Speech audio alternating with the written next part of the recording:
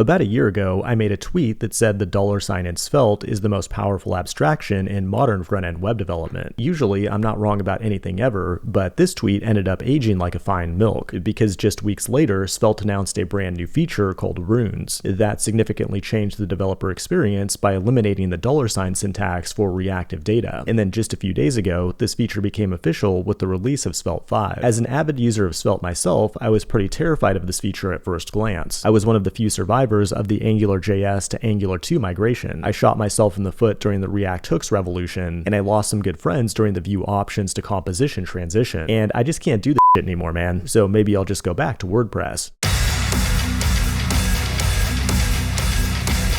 Never mind, Svelte it is. In today's video, we'll find out what the hell a rune is, and whether or not they're going to ruin Svelte. It is October 24th, 2024, and you're watching the Code Report. Most people really liked runes when they were first announced, but not everybody. I was in denial at first, then I got angry, then I bargained about the trade-offs, then came depression, and finally I've come to accept and really enjoy runes. The big question is, why would the most loved JavaScript framework make a risky departure from the features people love about it, like reactive state with let, and reactive side effects with the $sign. Just look at how much nicer this code is compared to React.js. React is even copying Svelte with its own compiler to make this code not suck so much. The Svelte code is lean and concise, but one could argue that it's almost too clever. Let looks exactly like regular JavaScript, but because Svelte uses a compiler, it doesn't actually work like regular JavaScript. Under the hood, the compiler does some magic to automatically update the UI whenever this value changes. Another issue is that this magic only works in a .svelte file, and that means it's difficult to share React logic throughout your application, and Svelte created an entirely different API called stores to address that issue. However, runes fix both of these limitations by A, making your code more explicit, and B, they create a universal reactivity system that can be used not only in Svelte components, but also in plain JavaScript or TypeScript files. And this dramatically simplifies the overall framework. Like, once you learn these 4 runes, you'll know about 90% of what you need to know for the framework, because everything else works like normal JavaScript and HTML. Let's go ahead and learn the 4 major runes now, which you can think of as compiler macros that tell Svelte to do something special that doesn't behave like regular JavaScript or HTML. State creates a reactive variable that automatically updates the UI when it changes, but under the hood, it's backed by a reactive signal and replaces the more magical let syntax. Next up, we've got the derived rune. This is like use memo in React or compute it in Vue, and it can take a reactive value and compute a new value. It's memoized and will only run when its actual dependencies change, and this replaces the $: syntax that I referenced at the beginning of this video. Now, trigger warning, if you use Svelte to escape from React, this next rune is called effect. And just like in React, its purpose is to run some code when its dependencies change. It takes a callback function, and if you reference any kind of state in this callback, it will automatically rerun the function whenever that state changes. And this too replaces the $sign syntax.